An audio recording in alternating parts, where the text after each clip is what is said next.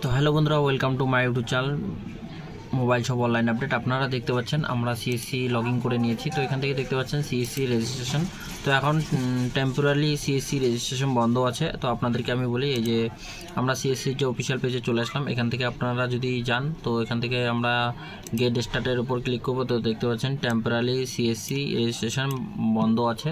তো আমরা আজকে এটা নিয়ে কথা বলবো না। আমরা আজকে যে যারা অলরেডি সিএসসি আইডি পাসওয়ার্ড নিয়ে আছেন, তারা কিভাবে আপনাদের যে সিএসসি যে আপনার সিএসসি আছে, তো সিএসসি আইডিতে আপনারা কিভাবে আপনার সিএসসি আইডিতে ভেরিফিকেশন করবেন বা সার্টিফিকেট ডাউনলোড করবেন, এবং আপনারা কিভাবে সার্টিফিকেটে পোর্টালে গিয়ে আপনারা আপডেট করতে পারবেন। তো সর্বপ্রথম সিএসসি রেজিস্ট্রেশনের অফিসিয়াল পেজেই আসলে হয়ে যাবে।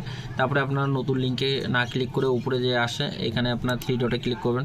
করার পরে এইদিকে আপনার অপশান খুলে যাবে। এখান থেকে আপনারা এই যে দেখতে পাচ্ছেন অ্যাপ্লাই নাও, এর উপরও ক্লিক করতে পারেন। না চাইলেও আপনারা এই যে দেখতে পাচ্ছেন মাই অ্যাকাউন্ট, এর উপর ক্লিক করবেন। ক্লিক করার পর আপনাদের সামনে এরকম ইন্টারফেস চলে যাবে। তো আপনারা যারা অলরেডি সিএসসি আইডি পাসওয়ার্ড নিয়েছেন, তারা সার্টিফিকেট ডাউনলোড করতে প্রবলেম। তো আপনারা কী করবেন, এখানে আপনার সিএসসি আইডি দিয়ে দিবেন। এবার এখানে আপনার ফিঙ্গারপ্রিন্ট দিয়ে দিবেন। ফিঙ্গারপ্রিন্টটা সিলেক্ট করবেন। আর আপনার যদি আই স্ক্যান থাকে, আই স্ক্যান সিলেক্ট করবেন। তো আমি ফিঙ্গারপ্রিন্টটাই বেশিরভাগই বলবো সিলেক্ট করার জন্য। ফিঙ্গারপ্রিন্ট সিলেক্ট করে রাখবেন এবং ক্যাপচারটা দিয়ে দিবেন। এখানে টিকমার্ক দিয়ে দিবেন। এখানে টিকমার্ক দিয়ে দেওয়ার পর নিচের দিকে আসবেন। আসার পর এখানে সাবমিট করবেন।